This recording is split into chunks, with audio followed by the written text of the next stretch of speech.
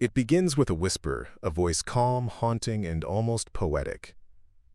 "Now I am become death, the destroyer of worlds." Those were the words that echoed through cinema when Cillian Murphy, with his hollow eyes and controlled fury, breathed life into J. Robert Oppenheimer. But behind that chilling line, behind the Oscar-winning performance that left audiences trembling, lies a story of quiet rebellion, fierce dedication, and a man who never wanted fame but could never escape greatness.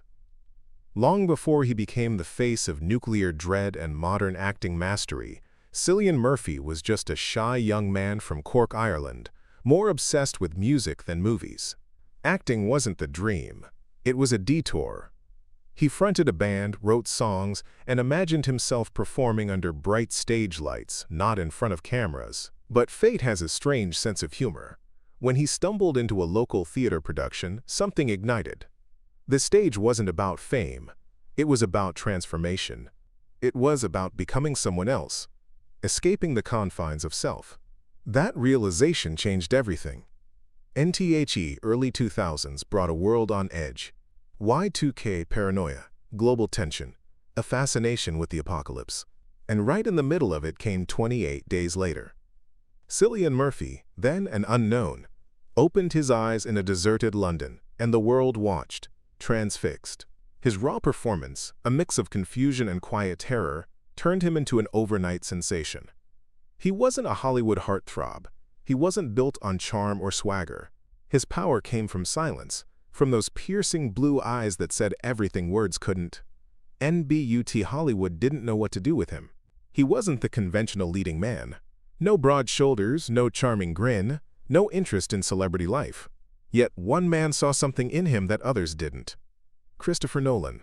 When Nolan cast Murphy as Dr. Jonathan Crane, the twisted scarecrow in Batman Begins, it was the beginning of one of cinema's most fascinating collaborations.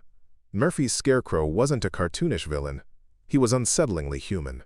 Soft-spoken, cerebral, and terrifying in his calmness. The kind of villain that makes you lean in, not look away. It was a performance that proved Murphy could weaponize subtlety. Nolan saw in him what others overlooked. An actor who didn't need to shout to command a scene. NBUT, what truly set Murphy apart wasn't his intensity. It was his restraint. He became known for his ability to do more by doing less. Every glance, every hesitation, carried meaning. That rare discipline made him the perfect choice for the complex anti-hero that would define his career. Thomas Shelby. When Peaky Blinders arrived, Murphy wasn't just acting, he was crafting a legend. Thomas Shelby, the war-scarred gangster who built an empire from blood and grief, became a cultural phenomenon. The sharp suits, the slow cigarettes, the ice-cold delivery. It wasn't just performance, it was myth-making. Yet beneath the steel and swagger, Murphy infused Shelby with a tragic fragility. A quiet soul crushed under the weight of his own ambition. Behind the scenes, Murphy was the polar opposite of Shelby.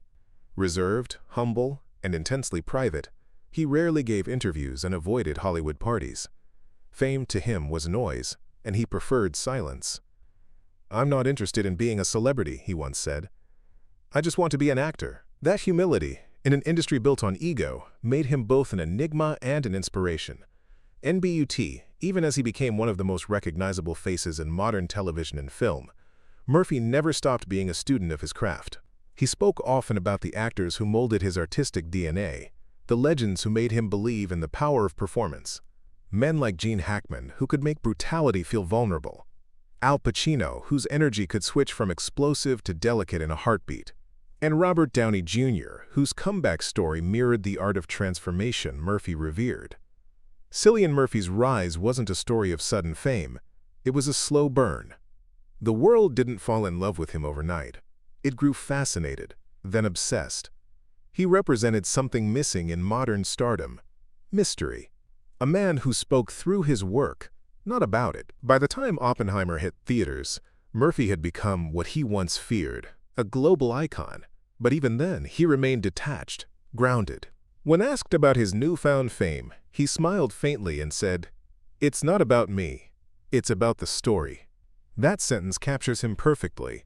And Cillian Murphy doesn't chase the spotlight. He reshapes it. He turned stillness into power, silence into poetry. And as he stood on that Oscar stage, holding the golden statue that symbolized decades of quiet dedication, the irony wasn't lost. The man who once sang in pubs in Cork had become the face of cinematic history, not because he shouted the loudest, but because he listened the deepest. NHE became death. He became art. He became, in every sense of the word, unforgettable. For Cillian Murphy, acting was never about fame or fortune. It was about truth, about stripping away the artifice and finding something raw beneath the surface. To understand where that instinct came from, you have to look at the legends he studied. The men who built their reputations not on looks or popularity, but on honesty. Two of them, in particular, carved deep impressions on him: Gene Hackman and Al Pacino. When Murphy talks about Gene Hackman, his tone changes. The quiet respect in his voice says everything. To him, Hackman represented what it meant to be real. Not the polished Hollywood kind of real, but the kind that leaves you uneasy, the kind that bleeds. Hackman wasn't a performer. He was a force. Whether he was chasing criminals through the grim streets of the French Connection or unraveling in Scarecrow, Hackman carried a certain electricity, rough, unpredictable, and magnetic. Murphy once confessed that he'd watched Scarecrow nearly 30 times. Hackman is so vulnerable in it, he said. Even though he's a tough guy, it's extraordinary. That duality, strength wrapped around pain, became something Murphy built into his own characters. You can see it in the eyes of Thomas Shelby, who leads with power but drowns in silence. You can feel it in Oppenheimer's trembling hands as he builds the weapon that will haunt him forever. Hackman taught him that a man can be both formidable and fragile, and that the best performances live in that contradiction. What Murphy admired most was Hackman's defiance of glamour. He never cared about looking good or being loved. He cared about being honest. That spirit resonated with Murphy, who always avoided the Hollywood machine. Hackman worked with quiet conviction, disappearing into his characters. Exactly the kind of artist Murphy aspired to be. Then there was Al Pacino, the other name that burned brightly in Murphy's creative sky. If Hackman was the storm before the calm, Pacino was the explosion that followed. His performances were fire and poetry combined, loud, expressive, and fearless. But what fascinated Murphy wasn't just Pacino's energy. It was his range. And Pacino could go from the cold, calculating Michael Corleone in The Godfather, to the tender, naive drifter in Scarecrow without losing authenticity. "It's so brave," Murphy said, describing Pacino's transition. He went from someone closed off and remote to something so vulnerable. That's courage. NTHAT courage became Murphy's compass. In an industry that rewards predictability, Pacino's refusal to be boxed in reminded him that great actors don't chase trends. They chase truth. You can see Pacino's influence in the way Murphy modulates his energy. The stillness before the storm, the whisper that feels louder than a scream. Murphy often referenced how Pacino managed to make even chaos look elegant. In Dog Day Afternoon, Pacino's manic energy and emotional honesty made audiences forget they were watching a performance. Murphy envied that ability to lose oneself so completely. "It's beautiful," he said once, "and something completely different." In many ways, Hackman and Pacino became Murphy's silent mentors. Men from another era who didn't need social media, press junkets, or flashy charisma to prove greatness. They lived for the work. That's what Murphy absorbed most deeply. The sacredness of the craft.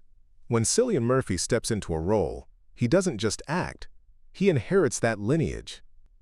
The quiet power of Hackman, the fearless unpredictability of Pacino, the vulnerability that binds them both.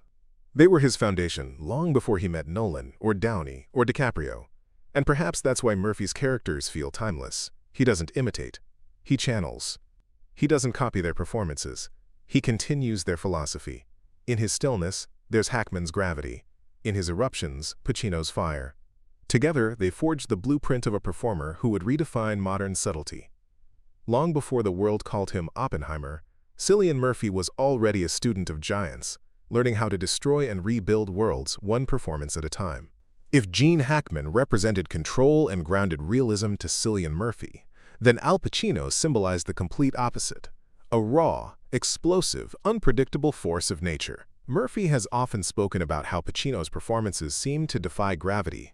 They broke rules, shattered expectations, and yet somehow felt utterly truthful. Watching The Godfather as a young man in Cork, Murphy wasn't just mesmerized, he was shaken. He once said, "You could see the storm brewing in Pacino's eyes long before he moved. That's what I wanted to learn, how to make silence deafening." It was Pacino's ability to embody contradiction that captivated him most. In The Godfather, Pacino's Michael Corleone begins as a man who wants nothing to do with power, yet gradually becomes consumed by it. His transformation isn't loud or theatrical, it's suffocatingly quiet. Each look, each pause, each flicker of regret tells a story that words never could. To Murphy, that was the purest kind of acting, truth without decoration. He carried that lesson into Peaky Blinders, where Thomas Shelby's menace often hides beneath stillness. "You don't need to shout to be terrifying," Murphy once explained. "Pacino taught me that." Yet what struck him even deeper was Pacino's vulnerability. In Scarecrow, 1973, Pacino plays a drifter who hides fragility behind humor and bravado, a role that, coincidentally, starred alongside Gene Hackman. Murphy saw in that performance something human and haunting.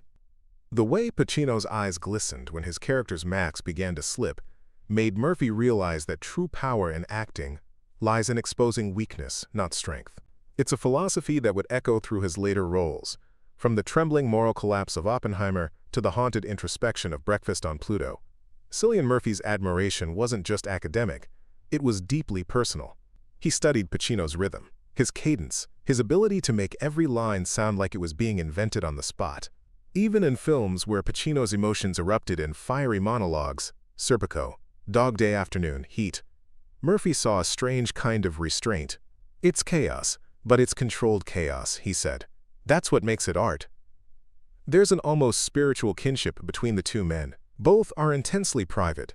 Both reluctant celebrities who see fame as a distraction rather than a reward. And both have that magnetic duality, the quiet poet trapped in a world that demands noise. Murphy once joked in an interview, "If Pacino's voice could fill a cathedral, mine would just echo in the corners." But behind the humor lay deep respect. Pacino's fearlessness gave Murphy permission to take risks, to play a trans woman in Breakfast on Pluto, to vanish into silence in Dunkirk, to stand on screen as Oppenheimer, a man who created both brilliance and devastation. What Pacino offered Murphy wasn't imitation, but inspiration, a blueprint for emotional honesty. Pacino didn't perform, he lived inside his characters. Murphy sought that same immersion, that same alchemy of stillness and eruption. Watching Pacino in The Godfather Part 2, sitting in the dark with eyes that could swallow the world, Murphy learned that sometimes the most powerful acting isn't about expression, it's about suppression. NFOR. Murphy Pacino remains the embodiment of bravery, not the kind that swings fists or delivers fiery speeches, but the bravery to be vulnerable on screen, to strip away ego and reveal the fragile core of humanity. It's a lesson he carries into every role, the courage to stand in silence and let the world feel the storm brewing within. When Cillian Murphy stepped onto the set of Oppenheimer, he wasn't just preparing for the performance of his life, he was walking into a storm of cinematic titans. But among them, one presence immediately stood out: Robert Downey Jr. The man who had once defined superhero charisma was now standing opposite Murphy, stripped of armor, playing the cunning, conflicted Lewis Strauss. What began as a professional collaboration soon evolved into something far more profound, a genuine brotherhood built on mutual admiration and artistic respect. Murphy had admired Downey long before Oppenheimer. He saw in him a man who had lived many lives: the prodigy, the rebel, the survivor, and finally, the legend reborn. For Murphy, Downey represented resilience in its purest form. A man who had fallen from Hollywood's highest peaks only to rebuild himself, piece by piece, with nothing but his talent and defiance. "He's like a phoenix," Murphy once remarked. "You watch him, and you see someone who understands both brilliance and ruin. That's what makes him dangerous and magnetic." During filming, the chemistry between the two actors became the soul of Oppenheimer.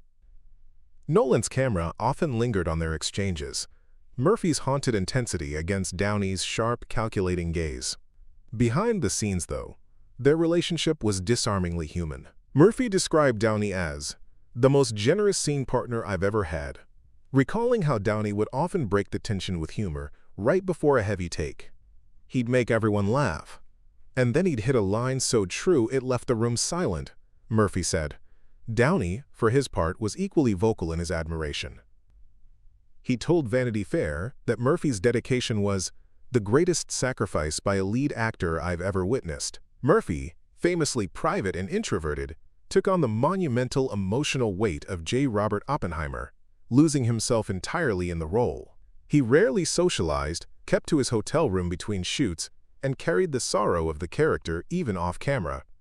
Downey, seeing this, became his quiet support, offering levity, compassion, and an understanding only another seasoned actor could provide.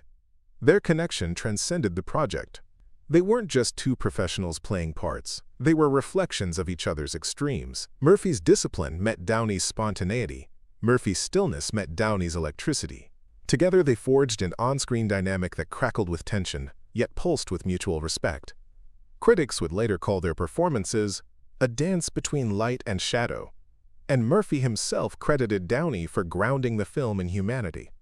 He reminded me that genius doesn't have to be lonely, he said softly in one interview. And off-screen, their friendship blossomed into something brotherly. Downey would tease Murphy about his Irish reserve, calling him the quietest loud genius I've ever met, while Murphy admired Downey's ease with fame, his humor, and his kindness. On the awards circuit, their camaraderie became the emotional highlight. Downey often clasping Murphy's shoulder, a proud smile breaking through as the Irishman collected his long-awaited Oscar. It was a poetic full circle. Two men who had lived opposite Hollywood lives, one the dazzling comeback king, the other the silent craftsman, meeting in the middle for a film about creation and destruction. Murphy once said, "You can't fake connection. Downey makes you believe even when the words are gone." Their partnership in Oppenheimer wasn't just acting, it was communion. Two artists, different in rhythm but equal in soul, proving that when talent meets truth, something timeless is born. In Robert Downey Jr., Cillian Murphy didn't just find a co-star, he found a mirror, a brother, and a reminder that greatness, when shared, becomes something transcendent. When Cillian Murphy joined the cast of Inception in 2010, he was stepping into a dream within a dream. Not just on screen, but in real life. The film was a labyrinth of imagination, and at its center stood Leonardo DiCaprio, Hollywood's golden enigma. For Murphy, this wasn't just another collaboration. It was an invitation to witness what true cinematic obsession looked like up close. Murphy had already worked with Christopher Nolan twice before, but Inception was different. The scale, the pressure, the emotional complexity, everything was dialed to perfection. And there was DiCaprio, a man whose face had long defined modern cinema, carrying the film's emotional weight with an intensity that seemed almost supernatural. Murphy once admitted in an interview that watching DiCaprio work was like observing an athlete in the zone, completely consumed, yet utterly controlled. Non-set, DiCaprio wasn't the charming heartthrob the world knew. He was focused, inward, almost monk-like. Between takes he'd pace quietly, headphones on, replaying dialogue in his mind. Murphy found that fascinating. He never switched off. It wasn't method acting. It was something deeper. He lived in that space where the character and the man blended together. He said, it reminded Murphy of his own process. Quiet, immersive, deliberate. But DiCaprio's energy was something else entirely. Relentless, feverish, unstoppable. Their scenes together revealed a delicate balance of forces, Murphy's calm precision countering DiCaprio's emotional volatility. In moments where DiCaprio's cob spiraled between grief and determination, Murphy's character, Fisher, became an anchor of confusion and reluctant empathy. Leo brings this emotional honesty that's frightening, Murphy once said. He's not afraid to unravel on screen. And as an actor, that's the scariest, bravest thing you can do. Murphy's admiration went beyond technique.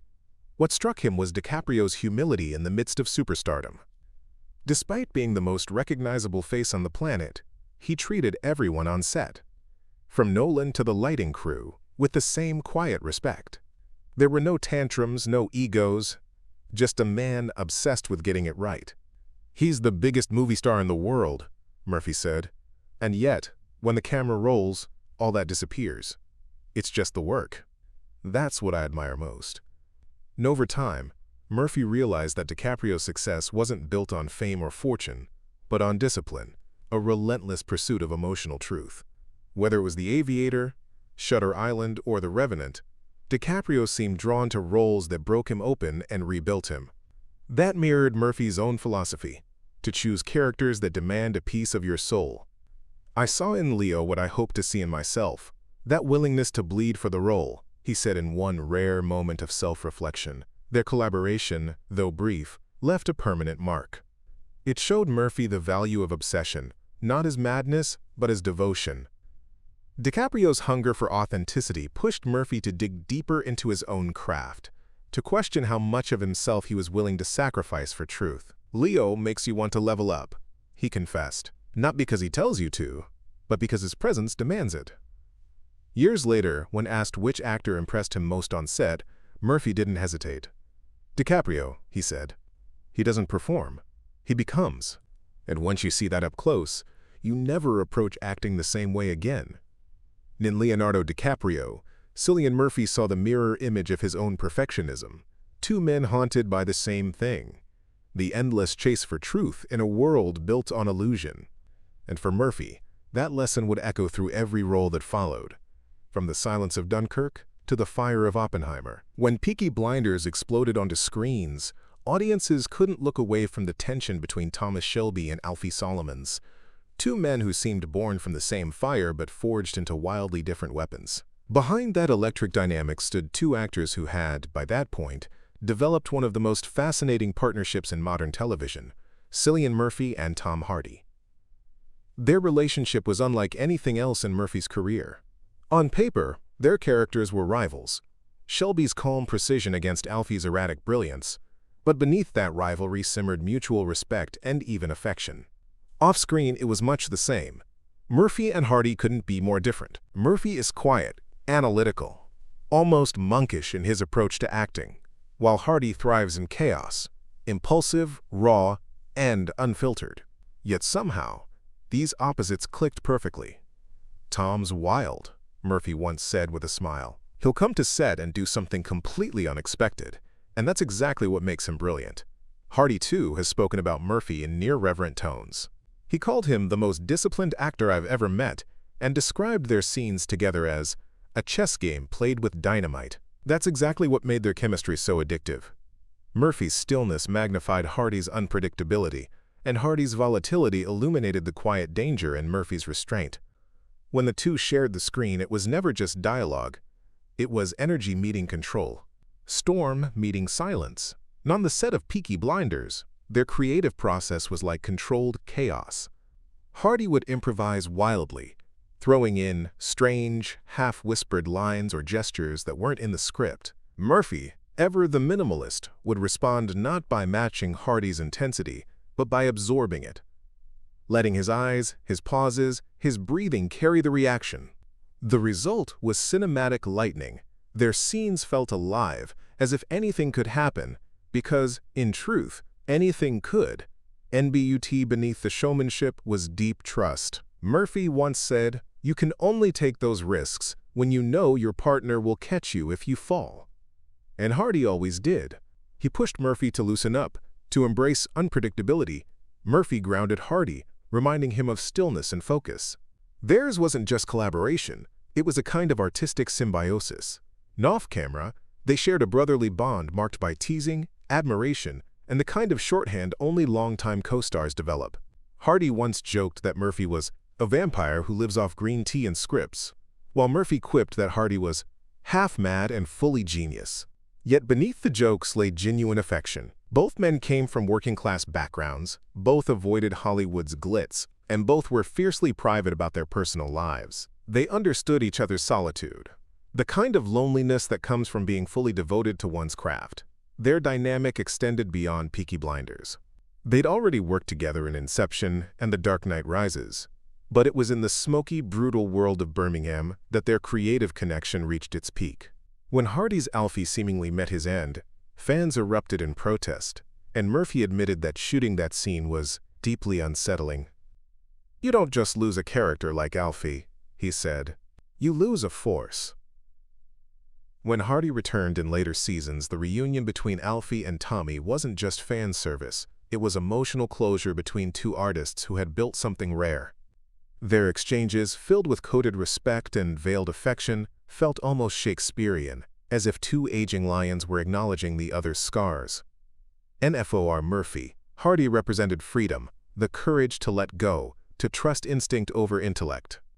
"Tom reminds me that acting isn't about control," Murphy said once. "It's about surrender." And in that surrender, in the chaos of Hardy's energy and the calm of Murphy's precision, they created something timeless. Proof that the greatest performances aren't about perfection, but the electric tension between order and madness. For all the legends and titans who've shaped Cillian Murphy's artistry, two names hold a deeper, quieter place in his heart: Helen McCrory and Emily Blunt. They weren't just co-stars, they were anchors. In an industry of masks and performances, they reminded him of something he often forgot in the shadows of his own intensity: humanity. Helen McCrory came first, a storm disguised as grace. As Polly Gray in Peaky Blinders, she was the heart of the Shelby family, and off-screen, she was the heart of the cast. Murphy has often said that every scene with her felt like stepping into truth. "Helen had this way of seeing through you," he once recalled. "You couldn't hide behind technique or pretense." She demanded honesty. It was that demand that made him better. Sharper, braver, more alive on screen. McCrory's presence was magnetic. She didn't act. She inhabited. Her gaze carried centuries of wisdom. Her tone could pierce through silence. Even in their most explosive scenes, Murphy felt utterly safe with her. "She was fierce," he said, but her fierceness came from love. On set, she was both mentor and mischief maker, teasing Murphy for his intensity one moment, then pulling him aside for a quiet word of encouragement the next. When she passed away in 2021, it wasn't just the end of a collaboration, it was the loss of a guiding star. Murphy struggled to speak about her publicly, but when he did, his words carried the weight of deep affection. She was the heart of the show, the soul of it. She elevated everyone around her. During the filming of Peaky Blinders' final season, he admitted that her absence was palpable. "Every scene felt like a conversation with her memory," he said softly. NHER influence on Murphy went far beyond performance. McCrory embodied something he valued most: integrity. She had no interest in fame or flattery. She cared only about truth, art, and kindness. Watching her, Murphy learned that greatness wasn't about control or perfection, it was about compassion. "Helen taught me that strength can be tender," he once said. And that vulnerability is the truest power an actor has. Then came Emily Blunt, another force of nature, though in an entirely different way. Where McCrory grounded him in strength, Blunt brought lightness, laughter, and balance. Their friendship began during A Quiet Place Part 2, where Murphy joined the world Blunt had helped build alongside her husband, John Krasinski. He was nervous at first, stepping into a franchise that already had its rhythm, but Blunt immediately disarmed him with warmth. "She has this ability to make you feel like you belong," he said. Their connection deepened during Oppenheimer, where they played husband and wife J. Robert and Kitty Oppenheimer, bound by love, ambition, and tragedy. The emotional gravity of those roles could have been suffocating, but Blunt's humor and energy kept Murphy afloat. "Emily is limitless," he said. "She can go from devastating emotion to laughter in seconds. That's a gift." N.B. Lunt, in turn, became one of Murphy's loudest champions. She praised his focus and humility, calling him the most committed actor I've ever met. During the awards season, as Murphy, notoriously uncomfortable in the spotlight, navigated the chaos of fame, Blunt stood by him like a sister. "He's allergic to attention," she joked, "so I make sure he's having fun even when he wants to disappear." Their friendship revealed a softer side of Murphy rarely seen by the public. In interviews, his smile was easier, his tone lighter when she was beside him. There was an ease, a familiarity, that came from genuine respect and shared understanding. Both are actors who approach their craft with reverence, but never take themselves too seriously. "Emily reminds me that joy is part of the work," Murphy said. "You can carry depth without drowning in it." Together, McCrory and Blunt represent the twin pillars of Cillian Murphy's emotional world: the wisdom of loss and the warmth of laughter. One taught him that art can heal, the other that life can be lived between takes. As Murphy continues his journey, from the shadows of Peaky Blinders to the blinding light of Oppenheimer, these two women remain imprinted on his soul. Helen McCrory gave him courage in silence. Emily Blunt gave him strength and laughter. And between them, they helped shape not just the actor the world reveres, but the man behind the stillness, whose art was always quietly about love.